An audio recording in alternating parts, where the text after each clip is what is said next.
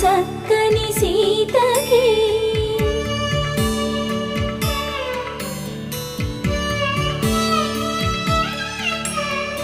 ఎర్ర జాబిలి చేయి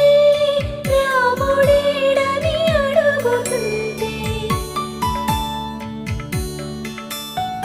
చూడలేదని పెదవి చెప్పే చెప్పలేమని కనులు చెప్పే నల్ల పూస